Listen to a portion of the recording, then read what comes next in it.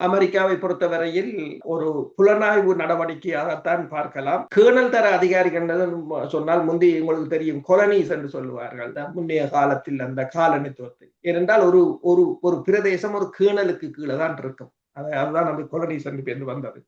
அதே போலதான் ஒரு கேர்னல் தரவே தலைமையில் வந்திருக்கிறார்கள் என்று சொன்னால் அமெரிக்காவை பொறுத்தவரையில் இலங்கையை தனது ஒரு இராணுவ மேலாதிக்கத்துக்காக மட்டும்தான் பார்க்கின்றது. அதிலிருந்து தனக்கு எதிரான சக்திகளை மெல்ல மெல்ல அகற்றிவிட வேண்டும் என்று நினைக்கின்றது. இப்ப நீங்கள் பார்த்தீங்கன்னு சொன்னால் விமானம் வந்து போன பிற்பாடு உங்களுக்கு தெரியும் முதல் மைக் பொம்பியோ வந்திருந்தார் 2020ஆம் ஆண்டு.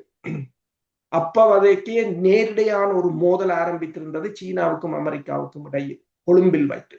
அதன் பிறகுதான் அமெரிக்கா மாலதீவில் ஒரு தூதரகத்தை திறக்க முற்பட்டிருந்தது. அதுக்கு முதல் மாலதீவுக்கும் இலங்கைக்கும் அப்போதும் டொனால்ட் ட்ரம்ப் அவர்கள் தான் ஜனாதிபதியாக இருந்தார். அப்போதும் ஜனாதிபதியாக ட்ரம்ப் அவர்கள் தான் இருந்தார்கள். ட்ரம்பின் விசுவாசி தான் மைக் பொம்பியோ. அவர் அண்மையில் இந்தியாவில் இடம்பெற்ற ஒரு கொள்கையின் போது கூட அவர் எந்த விதத்திலும் ட்ரம்பை விட்டுக் கொடுக்கவில்லை. அவர் தெளிவாகத்தான் இந்தியா அதிகாரிகள் கேட்ட கேள்விகளுக்கு தெளிவாகத்தான் பதிலை அளித்திருந்தார்.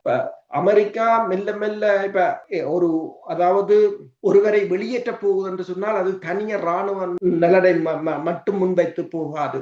பொருளாதார, அரசியல், ராஜதந்திரம் எல்லா வழியிலும் தான் அடிப்பாங்க.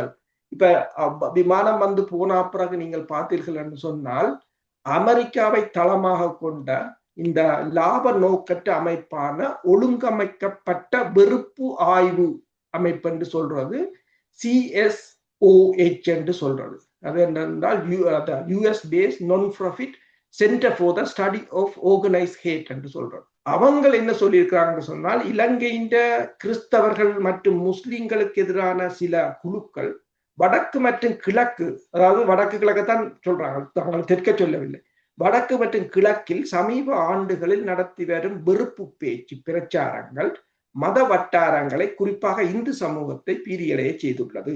அதாவது இப்போது இது அமெரிக்காவின் சிந்தனை பள்ளி இதை சொல்லி இருக்கின்றது. அமெரிக்காவின் அரசின் ஆதரவு இல்லாம அது சொல்லாது. அவங்க என்ன சொல்றாங்க என்று சொன்னால் இதில்